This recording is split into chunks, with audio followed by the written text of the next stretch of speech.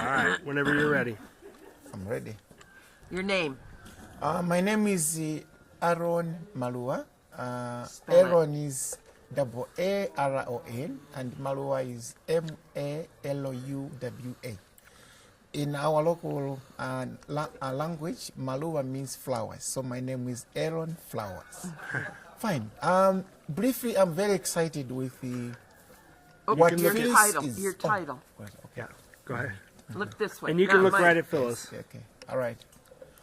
Aaron Malua is a Malawian. I'm working for the Museums of Malawi as a Director of Education Programs. Briefly, Phyllis and Malawi Matters are doing an incredible job in Malawi, specifically because they have tried to narrow down where do we have the most needy communities. And this is a global analysis, and Africa is the most hit. And Africa, not the whole of it, but sub-Saharan Africa in particular, is worst hit. As you know, HIV/AIDS, in particular, it's about 3/4 of infected people are from sub-Saharan Africa. And Malawi is within. And coming down to Malawi, we have 15 million people plus, and over 1 million of them are HIV positive. And the further effects of having over 1 million people HIV positive, we also have over 1 million orphans. These are people who need support locally and globally. And the major analysis is that the main source of the transmission of HIV/AIDS is our cultural practices. Malawi, we have about over 11 major ethnic communities, and each ethnic community has its own cultural practices. Some of them have a major role to play in HIV/AIDS transmission. For example, like some ethnic communities, they encourage young children to go for initiation. And the most important education that they deliver is to talk about sex, adult life. And they encourage the children, the young girls, to have early sex with adults without HIV/AIDS test. And this has led to high infection to young girls, high early pregnancy rates, and high school dropouts. Parents don't have a major say to stop this because it's their cultural practice. They say this is how we've been trained to grow up. It's part of their life. And some ethnic communities also encourage polygamy. One man can have 3, 4, 5 wives, regardless of his or his financial status. And you never know who will catch the virus among the 5. And when one catches it, it spreads throughout the family. And when that spreads, each family in Malawi has generally more than 5 children.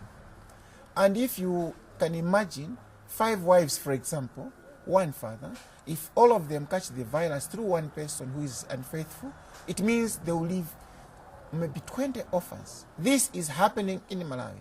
And when you have such kind of orphans, they don't have means to support themselves, whether at home or even they don't have the means to support one another to go to school. And this is creating a vicious cycle of poverty. And Malawi will remain poor if we don't reverse the trend.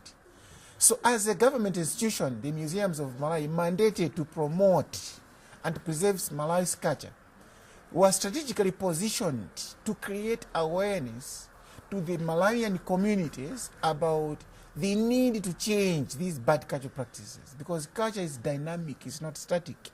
So we are trying to tell people that the cultural practices that we have enjoyed all over the time now have become dangerous because they're a vehicle for HIV/AIDS transmission. So we are saying, please, change these cultural practices. So we give examples how these cultural practices help to transmit the virus.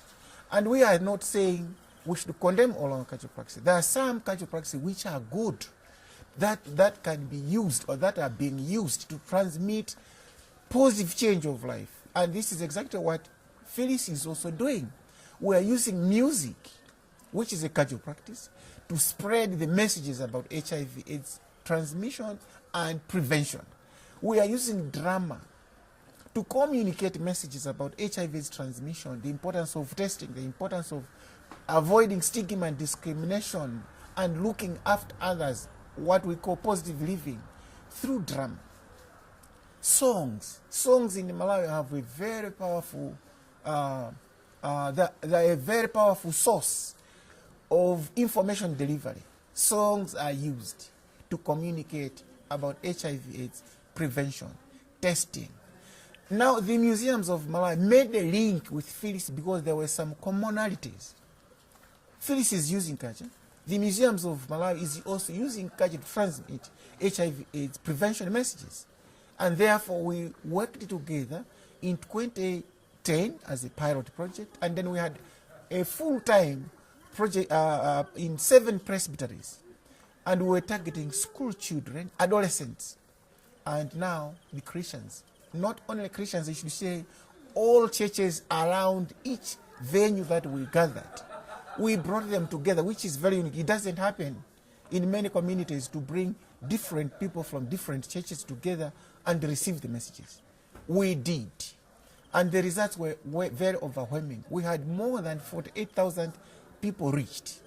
We had over 23,000 people tested. They knew their status as a result of that program.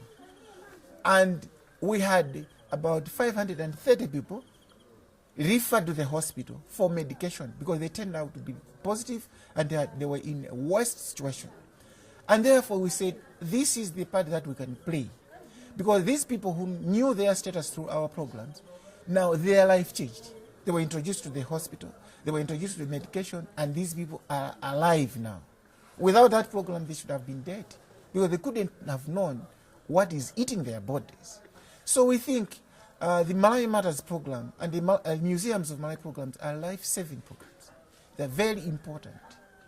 And I would like to appeal to whoever has a listening ear, whoever has a source of resource to support Malawi Matters by providing whatever resource, be it financial, be it technical, or whatever means they can do to contribute towards the success of this program so that we reach more and more people and save more and more lives in the country. Wow! Good? Got enough there? Oh, that was awesome. Awesome.